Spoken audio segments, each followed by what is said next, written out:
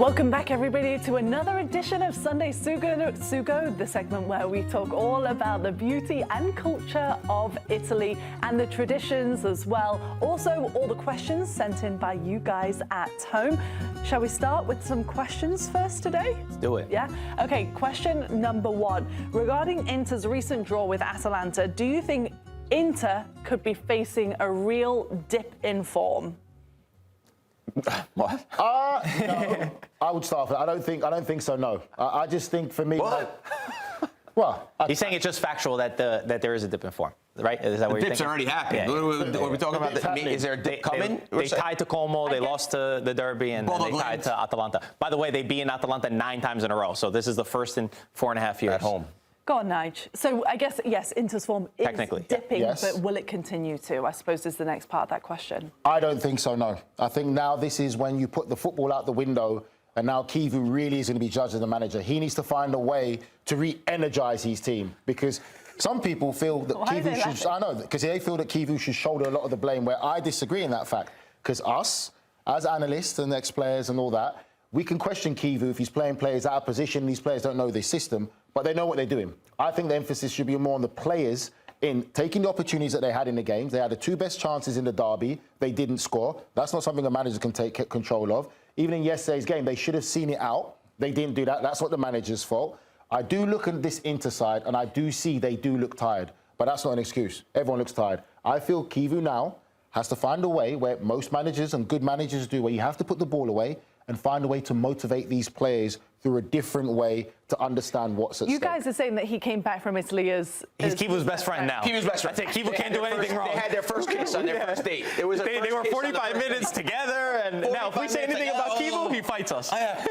Forget now. Not him. Kivu is God. Yeah. Which he can't do anything to fix the situation.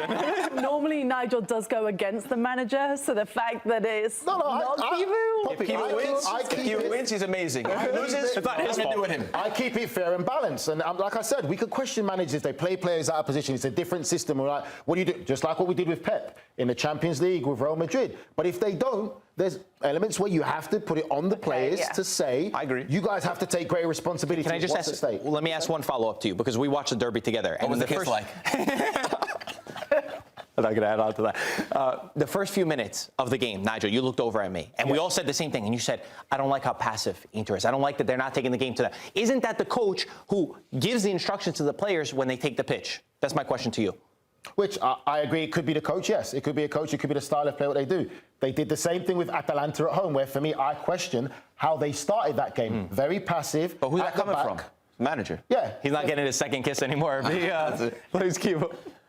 Anyway, okay. Fair point. Yeah. I'll take it. Okay. All right. Okay, so somewhere in the middle, maybe it's everything. I'm worried. Right? I'm a little bit worried. Are you pushing the panic meter, you're saying? Maybe panic is a lot, but this game against Fiorentina becomes extremely difficult. 5 points is still large enough. They should get the job done. They would have to lose, I think Marco said yesterday, about 3 games. I don't see them losing 3 games. I still see them getting the job done. But for sure, considering last season when they had the treble and they're juggling the treble and lost it all, there's a little worry, I think. It's momentum. Okay. Momentum is scary. Yeah, that's going to be interesting, isn't it? Next question. This is a great one. Is qualifying for the Champions League the only way that Como is going to keep Cesc Fàbregas next season? No. I don't think so, no. I think Cesc Fàbregas is ambitious.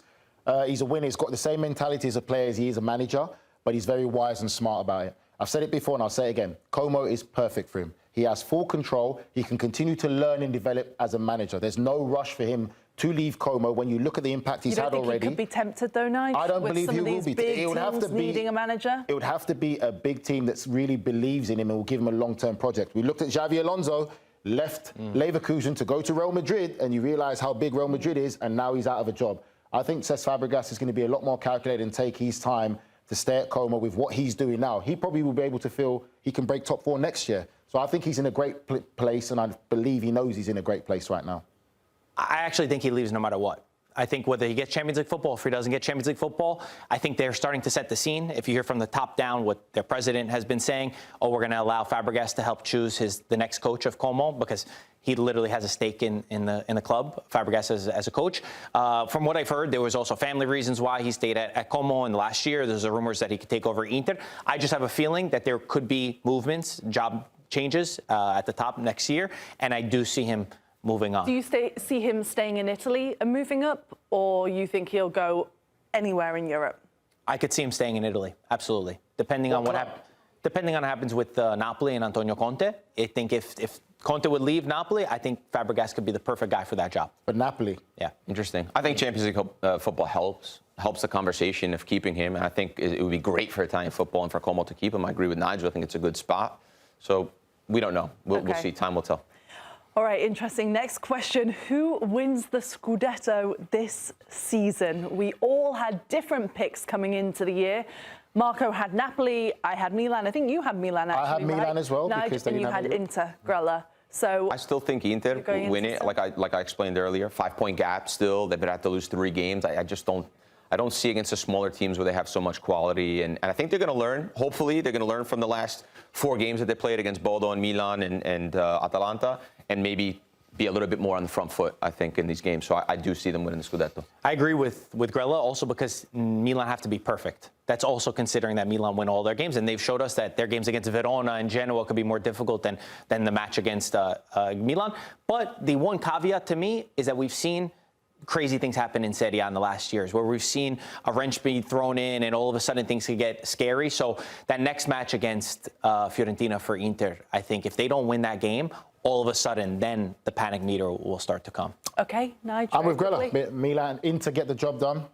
Enough of a gap for me. I think Milan have been great in what they've done. I think they let themselves down early on in the season in too many games. Too many draws. They drew too many games. Right. Yeah, they only got one loss. Opposition, yeah, 1 loss, but 9 draws, I think it is. 2 losses. That's kind of good. Right, Yes, Parma and Cremonese. Oh, that's right. They just lost to Parma. Okay, really interesting. Food of the week this week comes from Lago de Como. It is pesce in carpione. Carpione is an ancient method of preserving food in vinegar. It's now used to marinate, flavor of meat, fish and vegetables. It adds freshness, aroma and a touch of acidity.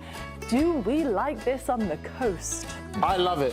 I love it because I've done it a different way. My in-laws are Puerto Rican. My wife's grandmother done something similar when we caught kingfish. Preserved it in a jar, fried it with some onions and vinegar and everything. Phenomenal. Loved it. He's amazing.